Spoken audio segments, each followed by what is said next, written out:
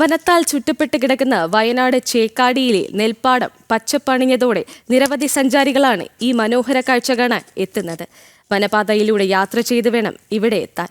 വയനാട്ടുകാർ മാത്രമല്ല, മറ്റ് ജില്ലക്കാരും ഇവിടേക്ക് എത്തുകയാണ്.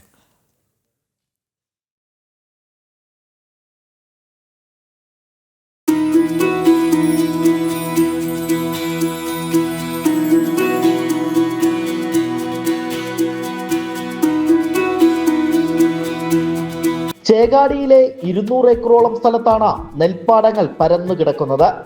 നിരവധി സഞ്ചാരികളാണ് മനോഹാരിത ആസ്വദിക്കാൻ ഇവിടേക്ക് എത്തുന്നത്. ജില്ലയിൽ സുഗന്ധ നെല്ലിനമായ ഗന്ധകശാല കൃഷി ചെയ്യുന്ന ഏറ്റവും വലിയ പാടശേഖരമാണ് ചേകാടിയിലേത്. ഞാറുകൾ വളർന്നു തുടങ്ങിയതോടെ പച്ചക്കടൽ പോലെ പരന്നു കിടക്കുകയാണ് ചേകാടിയിലെ പാടങ്ങൾ.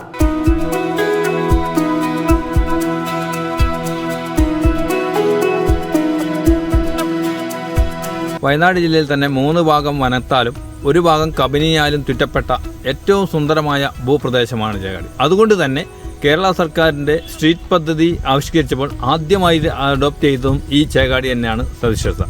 എന്നാൽ ഇന്നെന്താ പ്രശ്നം വെച്ചാൽ ഒരു ഭൂമി പോലും തരിശിടാതെ നെൽകൃഷി എടുക്കുകയും പരമ്പരാഗതമായ നെൽകൃഷി ഇനങ്ങളായ ഗന്ധശാലയും മൽച്ചൂരിയും തൊണ്ടിയും എടുക്കുന്നതുകൊണ്ട് തന്നെ ഇതൊരു പച്ചക്കടലായിരിക്കുകയാണ്.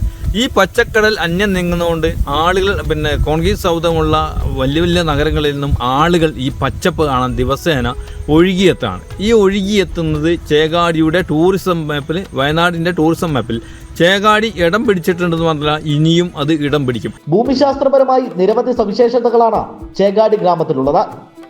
3 വശങ്ങൾ വനത്താൽ ചുറ്റപ്പെട്ട് കിടക്കുന്നു. വനത്തിലൂടെ മനോഹരമായ പാതകളും കാടും വന്യജീവികളെയും കണ്ട യാത്ര ചെയ്യാം.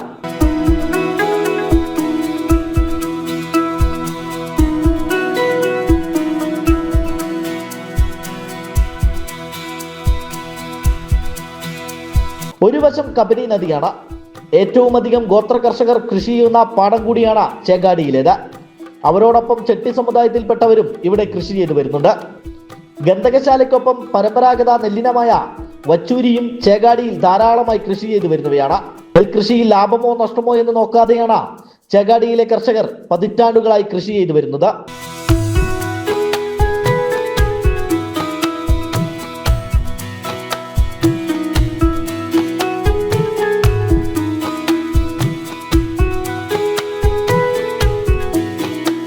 ജനം, വയനാട്.